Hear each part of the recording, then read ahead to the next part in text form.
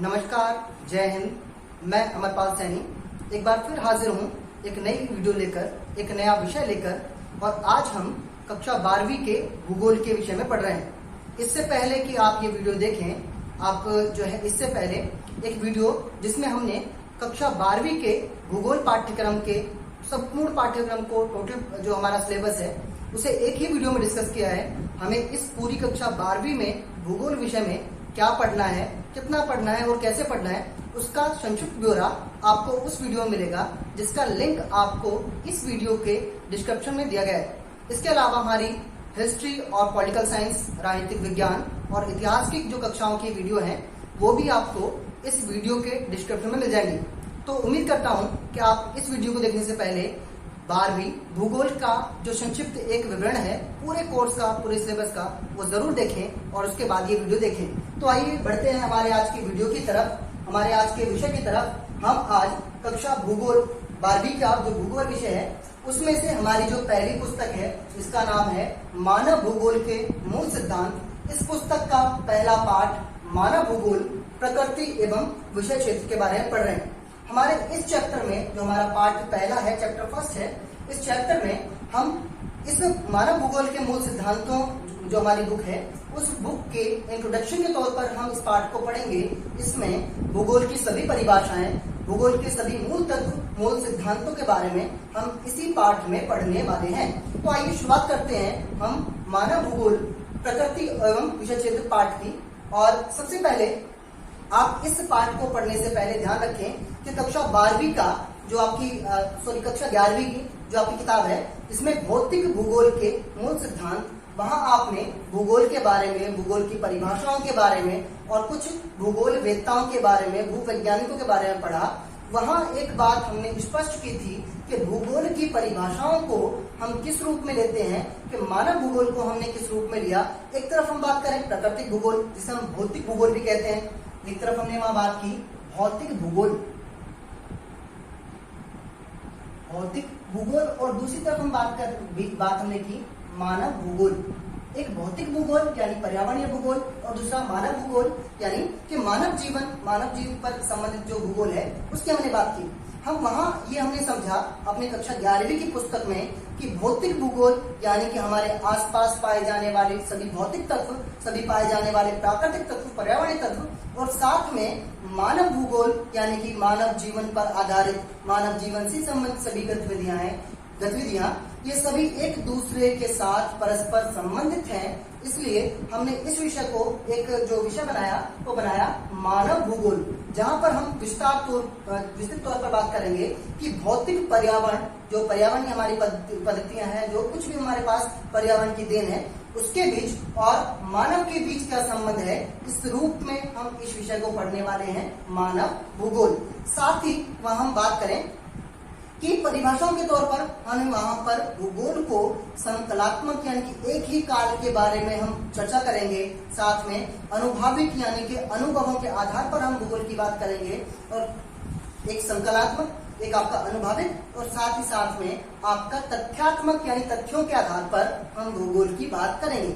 इसी में आप ये ध्यान रखें मानव भूगोल के बारे में पढ़ते समय कि हम सबसे पहले जानते हैं और पिछली कक्षा में हमने पढ़ा है, जिस चीज का विवरण आपको इस पुस्तक के इस पाठ में भी दिया गया, कि हमारे पास बहुत सारे ऐसे तत्व हैं हमारे भौगोलिक परिवेश में कि जो या तो मानव निर्मित हैं या फिर प्राकृतिक पद्धति हैं। अगर प्राकृतिक तत्वों की हम बात करें कि जो हमें प्रकृति ने दिए हैं, प्रकृति निर्मित है, या हम प्राकृतिक जो जिन्हें कहते हैं नेचुरल जो रिसोर्सेस हमारे पास हैं उनकी बात करें, जिनमें नाले हैं, जिनमें नदियां हैं, पर्वत हैं, वन है, हमारे कृषि क्षेत्र है, भूमि है, मृदा है, ये सभी क्या है, प्रकृति पद्धति यानी प्रकृति के दिए हुए तत्व हैं जिनसे हमारा भौतिक भूगोल का निर्माण होता है। और दूसरी चीजों की हम बात करें कि जो मानव निर्मित है, जो मानव के हस्तक्षेप के द्वारा, मानव की प्रतिक्रियाओं के द्वारा निर्मित हुए, जिनमें सड़कें हैं, इमारतें हैं, पुल हैं, बांध हैं इत्यादि, ये सभी चीजें क्या है कि जो मानव के द्वारा निर्मित हैं। एक तरफ प्राकृतिक तत्व जो प्रकृति द्वारा निर्मित है, दूसरी तरफ मानव निर्मित जो मानव द्वारा निर्मित हैं, और इन सभी का इस्तेमाल, इन सभी का उपयोग मानव जीवन के लिए, मानव संसार के लिए बहुत जरूरी है। इस रूप में हम मानव भूगोल विषय को पढ़ रहे हैं। परिभाषाओं की बात कर रहे हैं हम वहां समझते चले कि हमने मानव भूगोल को और मानव भौगोलिक जो तत्व हैं उनको जीवन की या परिसंचरण की धमनियों के तौर पर हमने अपने जल मार्गों को, अपने वायु मार्गों को, अपने स्थल मार्गों को मानव जीवन के लिए परिसंचरण यानी कि एक स्थान से दूसरे स्थान पर पहुंचने के लिए धमनियों के समान इस्तेमाल किया है, धमनियों के समान उपयोग किया है। जैसे मानव शरीर में धमनियां यानी हमारी जो नसें हैं वो काम करती हैं, वैसे ही परिसंचरण की धमनियों के तौर पर जल मार्ग, वायु मार्ग और स्थल मार्ग काम करते हैं। इस रूप में भी हम मानव भूगोल को जानते हैं, मानव भूगोल को समझते हैं। कुल मिलाकर एक बात जो हमें बहुत अच्छी तरह समझ लेनी है कि मानव भूगोल में हम पृथ्वी को मानव के घर के रूप में भी वर्णित कर सकते हैं। प्रकृति को और पृथ्वी को हम मानव के आवास क्षेत्र के रूप में, आवास स्थल के रूप में भी परिभाषित कर सकते हैं। इसके बाद आपको इस अध्याय में कुछ परिभाषाएं समझनी और याद रखनी बहुत जरूरी है। साथ ही वो परिभाषाएं किसने दी हैं ये भी आपको पता हो। तो आइए समझते हैं कुछ मुख्य परिभाषाएं, कुछ मुख्य जो इसकी जो है अर्थ दिए भूगोल के, वो किस किसने दिए और क्या परिभाषाएं दी हैं उन्हें विस्तार से समझें। तो पहले आप मानव भूगोल की परिभाषा ये जो समझें, मानव भूगोल मानव समाजों, मानव भूगोल मानव समाजों और धरातल के बीच संबंधों का संश्लेषित अध्ययन है। यहाँ आप ध्यान रखें कि जो परिभाषा दी, क्या परिभाषा दी कि मानव भूगोल, जो मानव भूगोल में हम पढ़ रहे हैं, मानव भूगोल मानव समाजों, मानव के द्वारा जो भी निर्मित समाज हैं उनके, और धरातल, धरातल मतलब जो प्रकृति, पृथ्वी, तो मानव समाज और धरातल के बीच संबंधों का संश्लेषित अध्ययन। संश्लेषित अध्ययन का मतलब होता है एक ऐसा अध्ययन, एक ऐसी जानकारी प्राप्त करना जो संश्लेषित हो, जो संश्लेषण करने के बाद, खोजबीन करने के बाद प्राप्त की गई हो। ऐसा अध्ययन ही क्या कहलाता है? मानव भूगोल कहलाता है। मानव समाजों और धरातल के बीच संबंधों का संश्लेषित अध्ययन क्या है? मानव भूगोल है। किसने कहा? ये कहा रेडजेल ने, भूगोल वेत्ता, भूगोल शास्त्री रेडजेल ने ये परिभाषा दी, जो कि आपको याद रखनी है। इससे भी ज्यादा महत्वपूर्ण बात जो आपको ध्यान रखनी है कि रेडजेल ने जो परिभाषा दी है वो संश्लेषण पर आधारित है, यानी कि खोजबीन करने के बाद अर्जित जो तथ्य हैं, प्राप्त किए गए तथ्य हैं, उन पर इसकी परिभाषा आधारित है। किस पर? संश्लेषण पर आधारित है। दूसरी परिभाषा हम ले मानव भूगोल की, क्या है देखिए, समझिए कि मानव भूगोल अस्थिर पृथ्वी। मानव भूगोल अस्थिर पृथ्वी। अस्थिर पृथ्वी का मतलब होता है एक ऐसी पृथ्वी जो स्थिर नहीं है, जो गतिशील है, जो गतिमान है। तो मानव भूगोल अस्थिर पृथ्वी और क्रियाशील मानव। अब देखिए, अस्थिर पृथ्वी का मतलब पृथ्वी भी स्थिर नहीं है, पृथ्वी भी गतिशील है, और क्रियाशील मानव, मानव भी क्रियाशील है। तो अस्थिर पृथ्वी और क्रियाशील मानव के बीच परिवर्तनशील संबंधों का अध्ययन ही मानव भूगोल कहलाता है। यह परिभाषा दी किसने? एलन सी सैंपल ने। एलन सी सैंपल की परिभाषा जो है वो ये कि अस्थिर पृथ्वी और क्रियाशील मानव के बीच परिवर्तनशील संबंधों यानी कि बदलते हुए संबंधों को ही हम मानव भूगोल कह सकते हैं। यहाँ आपको मैंने कहा कि रेडजेल की जो परिभाषा है वो संश्लेषण पर आधारित है, संश्लेषण पर आधारित है, और एलन सी सैंपल की जो परिभाषा है वो परिवर्तनशीलता यानी कि संबंधों की गत्यात्मकता, संबंधों में परिवर्तन होने की प्रवृत्ति की पर आधारित है, इसलिए यह है गत्यात्मकता। गत्यात्मकता यानी कि परिवर्तनशीलता पर इनकी परिभाषा आधारित है, और इनकी परिभाषा आधारित है संश्लेषण पर यानी कि खोजबीन पर। तो यहाँ दो परिभाषाओं के बाद तीसरी और महत्वपूर्ण परिभाषा आप समझें, क्या? कि हमारी पृथ्वी को नियंत्रित करने वाले, हमारी पृथ्वी को नियंत्रित करने वाले भौतिक नियमों, भौतिक नियम के जो भी भौतिक नियम है प्रकृति के और पृथ्वी के, उनके, तो हमारी पृथ्वी को नियंत्रित करने वाले भौतिक नियमों तथा इस पर रहने वाले जीवों के मध्य, एक तो भौतिक पर जो नियम है प्रकृति के, पृथ्वी के वो, और पृथ्वी पर रहने वाले जो भी जीव हैं उनके बीच संबंधों के अध्ययन को ही हम मानव भूगोल कहते हैं। तो यहाँ जो परिभाषा दी है ये कि भाई जो भौतिक नियंत्रण मतलब हमारी पृथ्वी को नियंत्रित करने वाले भौतिक नियमों और इस पर रहने वाले जीवों के बीच संबंधों के अध्ययन को ही मानव भूगोल कहते हैं। यहाँ पर जो परिभाषा दी है वो दी है पॉल विडॉल डी ला ब्लाश ने। पॉल विडॉल डी ला ब्लाश ने परिभाषा दी है क्या कि भाई हमारी पृथ्वी को नियंत्रित करने वाले भौतिक नियमों तथा इस पर रहने वाले जीवों के बीच जीवों के बीच अंतर संबंधों को मानव भूगोल कहते हैं। यहाँ आपको यहाँ पर ध्यान रखना है इनकी परिभाषा का जो मूल तत्व है वो है अंतर संबंध। अंतर संबंध का मतलब कि एक दूसरे पर आधारित संबंध, एक दूसरे से जुड़े हुए संबंध इनकी परिभाषा का मूल आधार है। यहाँ आपको जो ध्यान रखना है कि रेडजेल ने परिभाषा दी क्या कि मानव समाजों और धरातल के बीच संबंधों का संश्लेषण अध्ययन क्या है, मानव भूगोल है। इनकी परिभाषा का जो आधार है वो है संश्लेषण यानी कि खोजबीन। कई बार परीक्षाओं में पूछा जाता है कि रेडजेल की परिभाषा जो उन्होंने मानव भूगोल की दी उसमें किस आधार पर परिभाषा दी है, तो उनकी परिभाषा का आधार है संश्लेषण यानी कि खोजबीन। एलएनसी सैंपल की परिभाषा कि अस्थिर पृथ्वी यानी जो गतिशील पृथ्वी है वो और क्रियाशील मानव यानी भी मानव क्रियाशील है। अस्थिर पृथ्वी और क्रियाशील मानव के बीच परिवर्तनशील संबंधों का अध्ययन ही मानव भूगोल है, एलएनसी सैंपल ने कहा। और इनकी परिभाषा इनका जो आधार बना वो है परिवर्तनशीलता यानी गत्यात्मकता यानी बदलने की जो प्रवृत्ति है वो इनकी परिभाषा का मूल आधार है।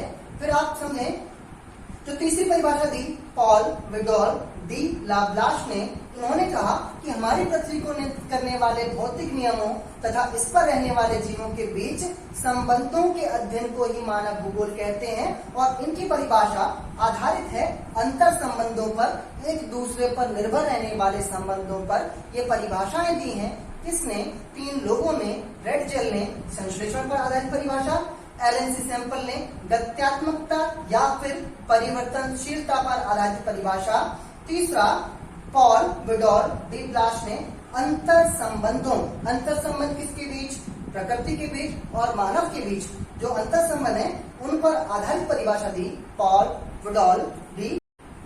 इन परिभाषाओं को समझने के बाद अब जरूरी है कि हम कुछ अन्य परिभाषाएं भी समझें और उनके आधार भी समझें।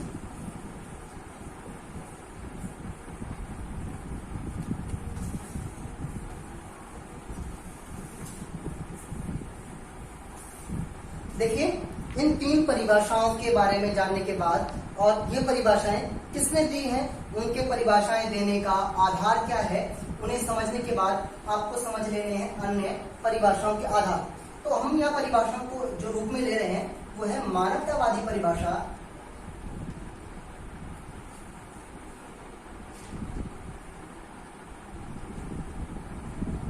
मानवतावादी या कल्याणपरक, मानवतावादी या कल्याण परक।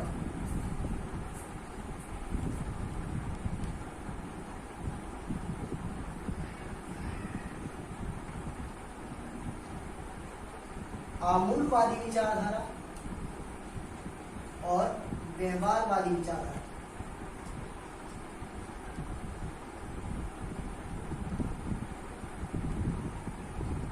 चलिए तो समझते हैं इन परिभाषाओं के बाद जो आगे हम बढ़े तो यहाँ आपको ध्यान रख लेना है कि कुछ अन्य परिभाषाएं या कुछ अन्य रूपों में मानव भूगोल की परिभाषा दी जाती है और वो कुछ अन्य प्रकार क्या है परिभाषाओं के, उन्हें हम यहाँ समझ लेते हैं।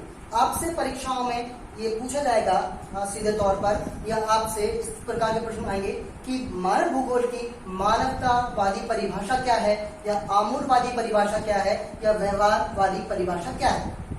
यहाँ हम देख लें, सबसे पहले हम समझें कि मानव भूगोल की परिभाषा जो दी गई उन्हें कुछ आधारों पर कुछ अन्य लोग मतलब अलग अलग भूगोल वेत्ताओं ने, अलग अलग भूगोल वैज्ञानिकों ने अलग अलग परिभाषा दी है। वहीं पर इन्हें हमने जो बांटा, वर्गीकरण किया इसका, वो हमने इस रूप में मानवतावादी विचारधारा या कह लें कल्याणपरक विचारधारा, दूसरा आमूलवादी विचारधारा और तीसरा व्यवहारवादी विचारधारा। तो साथ साथ समझते चले इन परिभाषाओं को भी और इन परिभाषाओं के औचित्य को भी, इनके अर्थ को भी। पहले हम बात करते हैं मानवतावादी विचारधारा मानव भूगोल की या कल्याणपरक विचारधारा। मानवतावादी विचारधारा या कल्याणपरक विचारधारा मानव भूगोल को मानव कल्याण के रूप में या उसके सामाजिक स्तर के रूप में परिभाषित करती है, जहां पर मानव जो जीवन है या मानव जो प्रजाति है उसके कल्याण के लिए, उसके हितों के लिए अधिक से अधिक बात की जाती है। जब मानव भूगोल को मानव हितों के लिए, मानव भलाई के लिए परिभाषित किया जाता है, इस रूप में परिभाषित किया जाता है, तो इस विचारधारा को हम मानवतावादी या कल्याणपरक विचारधारा या फिर परिभाषा कहते हैं। कि जब मानव भूगोल को मानव हितों और मानव संबंधों में परिभाषित किया जाए, सामाजिक कल्याण के रूप में परिभाषित किया जाए, तो हम इसे मानवतावादी विचारधारा कहेंगे। फिर हम आते हैं आमूलवादी विचारधारा। आमूलवादी विचारधारा में हम किस रूप में बात करते हैं कि भाई जो मानव जीवन है उससे हम एक कह सकते हैं कि संसाधन विहीन व्यक्तित्व के रूप में परिभाषित करते हैं। और आमूलवादी विचारधारा का जो संबंध है वो मार्क्सवादी विचारधारा से है। मार्क्सवादी विचारधारा का मतलब समझें क्या? Karl Marx. आप राजनीतिक विज्ञान में या इतिहास में कई बार पढ़ेंगे कार्ल मार्क्स के बारे में, जिन्होंने समाजवादी या समतावादी विचारधारा दी। और इसी में हम जब आमूलवादी कि जहां पर व्यक्तित्व की यानी कि हम बात करें कि मानव की मूलभूत आवश्यकताओं की पूर्ति होती हो, इस संदर्भ में जब मानव भूगोल की परिभाषा दी जाती है तो इसे हम मानव भूगोल की आमूलवादी विचारधारा कहते हैं, जो कि कार्ल मार्क्स के विचारों पर आधारित है, मार्क्स के वक्तव्यों पर आधारित है। तीसरी हम बात करें व्यवहारवादी विचारधारा मानव भूगोल की। व्यवहारवादी विचारधारा में हम जनजातीय, प्रजाति या जो कह सकते हैं कि भाई जातीय जो आधार पर मानव भूगोल की परिभाषा दी जाती हो, उनके बीच समायोजन, जातीय, जनजातीय, प्रजातीय तत्वों के बीच समायोजन एक समान संबंधों के रूप में जब मानव भूगोल की परिभाषा दी जाती हो तो इसे हम मानव भूगोल की व्यवहारवादी विचारधारा कहते हैं। मानवतावादी कल्याणपरक, जहां पर मानव कल्याण को, सामाजिक कल्याण को अधिक महत्व देते हुए मानव भूगोल की परिभाषा दी जाए। आमूलवादी विचारधारा, जहां पर मानव की मूलभूत आवश्यकताओं की पूर्ति के संदर्भ में बात की जाए, जो कि कार्ल मार्क्स के विचारों पर आधारित है, उसे हम आमूलवादी विचारधारा कहते हैं। और व्यवहारवादी विचारधारा कि जहां पर हम प्रजाति, जाति या जनजातीय तत्वों के समायोजन, उनके अंतर संबंधों के रूप में परिभाषित करते हो, इसे हम कहेंगे व्यवहारवादी विचारधारा। और ये तीनों ही विचारधाराएं मानव भूगोल की विचारधाराएं हैं, परिभाषाएं। इस रूप में हम मानव भूगोल को जो है परिभाषित करते हैं, इस रूप में हम मानव भूगोल के जो है अर्थ देते हैं। चलिए, तो भूगोल पाठ 1 मानव भूगोल प्रकृति एवं विषय क्षेत्र, इस पाठ से आपके जो 2 अभ्यास प्रश्न हैं जिनके उत्तर आपको इस वीडियो के डिस्क्रिप्शन में देने हैं, कमेंट में देने हैं, वो प्रश्न आपके लिए है। प्रश्न पहला है रेटजेल, जो भूगोलवेत्ता, भूगोल शास्त्री रेटजेल हैं, रेटजेल द्वारा दी गई मानव भूगोल की परिभाषा किस तत्व पर आधारित है? आपको ये बताना है कि रेटजेल ने जो परिभाषा दी है मानव भूगोल की, वो किस तत्व पर आधारित है, उस तत्व का नाम आप कमेंट बॉक्स में लिखिए। दूसरा प्रश्न आपके पास जो है आज का इस भाग का, वो मानव भूगोल की आमूलवादी परिभाषा किस व्यक्ति के विचारों से प्रभावित है? जो आमूलवादी विचारधारा दी गई है मानव भूगोल की, वो किस व्यक्ति के विचारों से प्रभावित है, किस व्यक्ति के विचारों पर आधारित है? इस प्रश्न का उत्तर आपको कमेंट में देना है। अब चलिए, अब इसके बाद जो है आपको ध्यान रखें कि जो है वीडियो ध्यान से देखें और इन प्रश्नों के उत्तर दें। स्वस्थ रहें, पढ़ते रहें, खुश रहें।